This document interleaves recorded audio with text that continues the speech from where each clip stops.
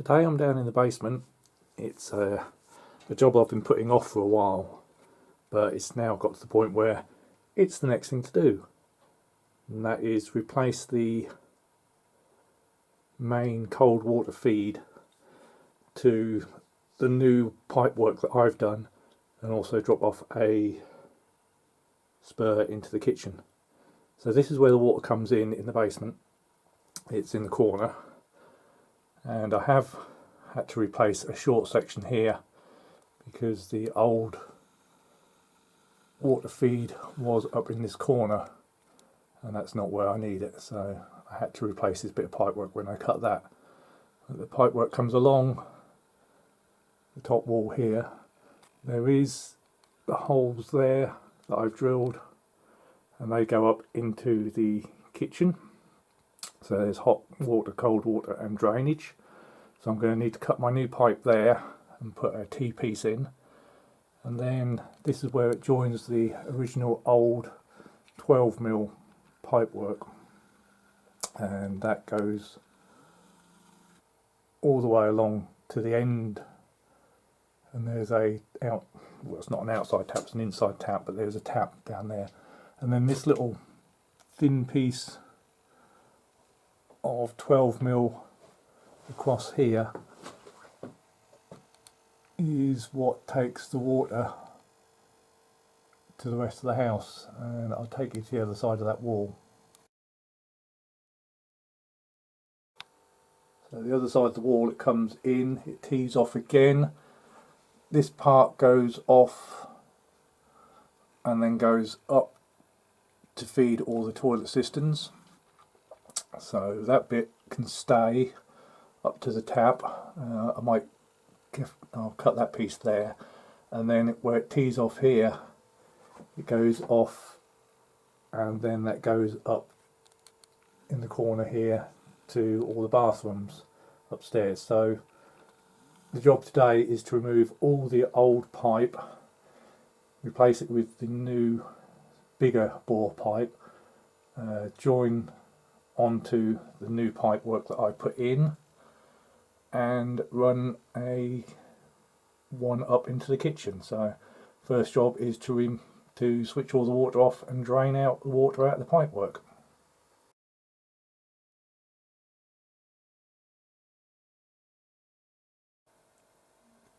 Right, getting somewhere now. The old pipe has been taken out. I've cut and replaced most of the pipe.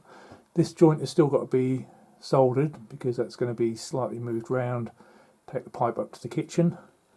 But I've now got pipe all the way across here, and a nice new pipe all the way through.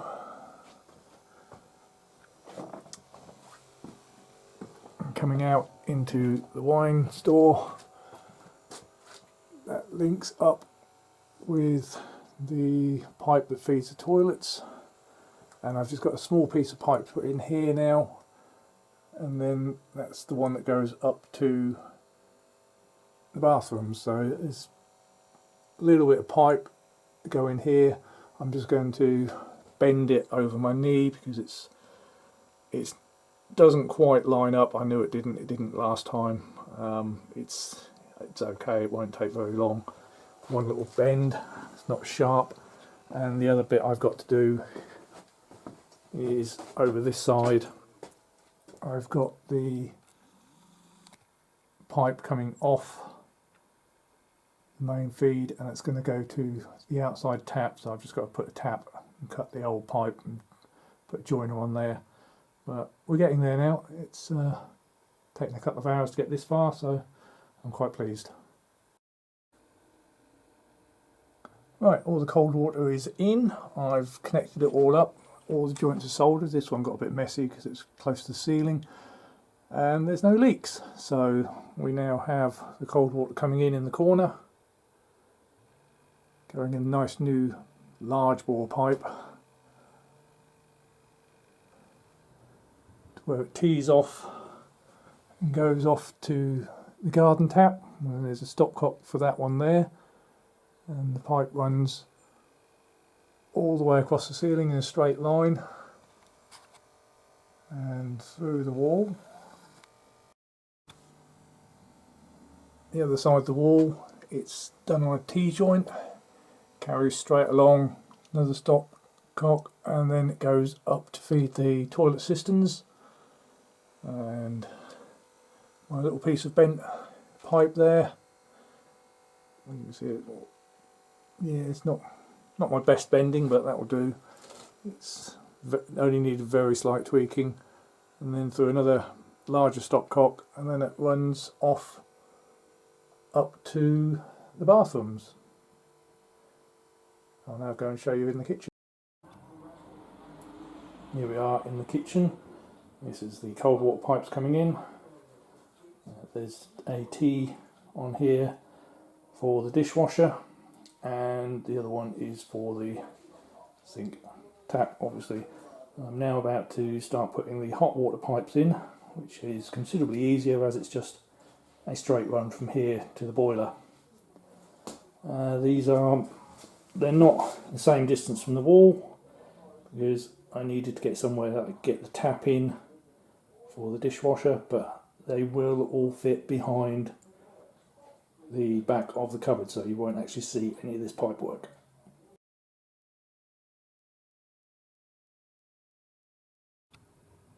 Back in the basement, this is the hot water pipe has now been run and pressure tested. It runs alongside the cold water pipe across the ceiling in the cellar. Runs all the way through into the wine store.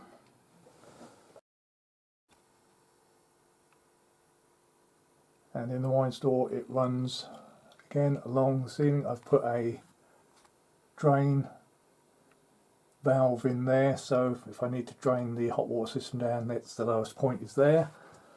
It goes along and neatly up in the corner into the utility room above where the hot water's tank is. And here we are in the utility room. This was a little bit of a nightmare to connect up.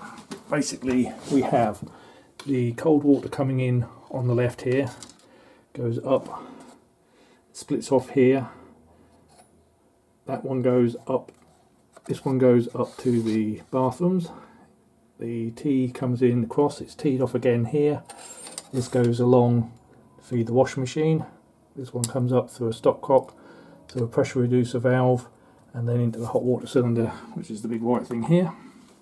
The hot water comes out of this flexible hose at the bottom through another stopcock to a T-piece where it goes down. Again, I've got another stopcock there, it goes down and runs to the kitchen all the way, that one. And if you follow the one up, it goes up through another stopcock, and that goes all the way up to the bathrooms.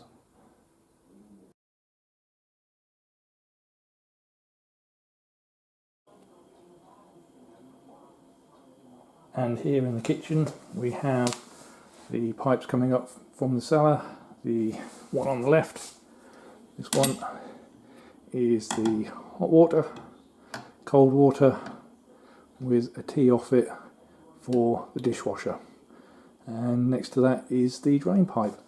So next to run is the drain pipe, and then it can all be connected up to a sink.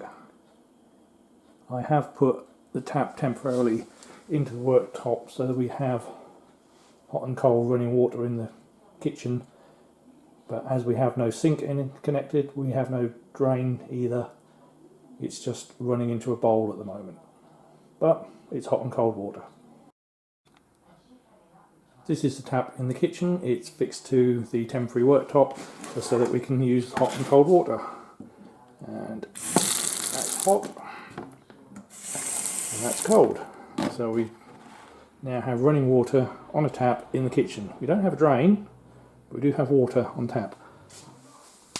Underneath this unit you can see I've cut a hole in the back for access to the pipes and the taps. This cupboard is now fixed firmly in place, and the end panel is fixed on, so we can wire in and plumb in the dishwasher as soon as I get a waste pipe. But it does seem like we're moving somewhere now.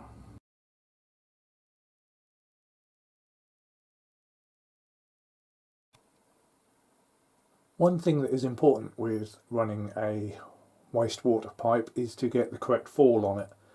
That is how far it slopes down from one end to the other. If it doesn't slope enough, then it's not going to drain. If it slopes too far, then water will drain out, but anything that's solid is not going to be swept along with the water, and that will cause a blockage. The ideal slope is for it to slope a quarter of an inch every foot, or 6 millimeters every 300 millimeters. To do that, to make sure I've got that measurement, I've cut a piece of wood. This is 300 millimeters long, and one end is 6 millimeters taller than the other. Now this is the correct slope. It's about 2%, I believe it is. So what I've done is I've cut this piece of wood and I can put it on top of the pipe. I can then place a spirit level on top of that piece of wood, and you should be able to see that the bubble is in the middle of the lines. So the top of this piece of wood is level, which means that that pipe is sloping at the correct angle. And I use this method to get the correct slope along all the pipe.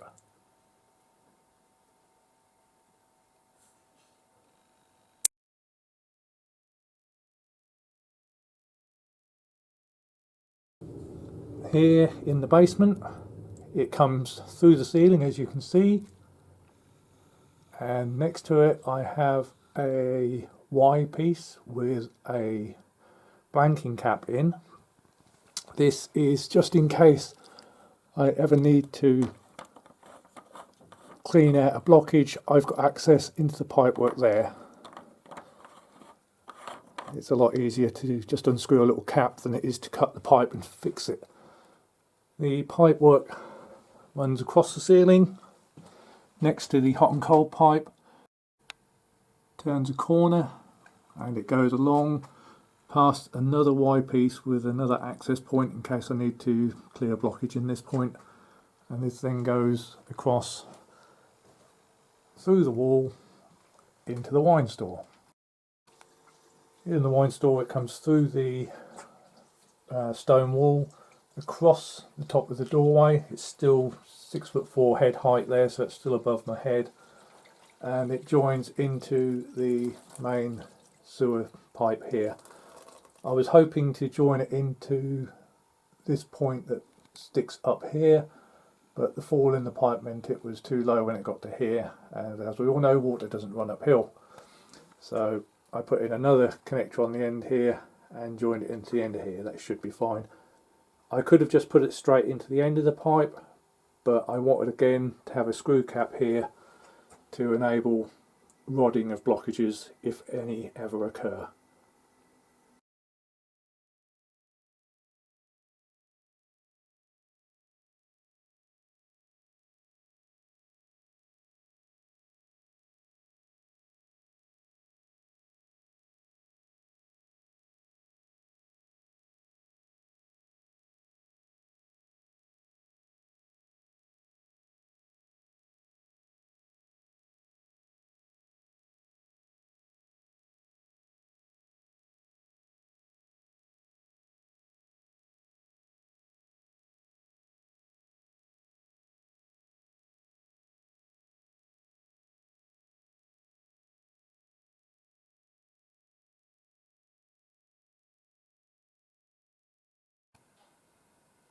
Skip forward in time, we're back in the kitchen, and here is the finished sink.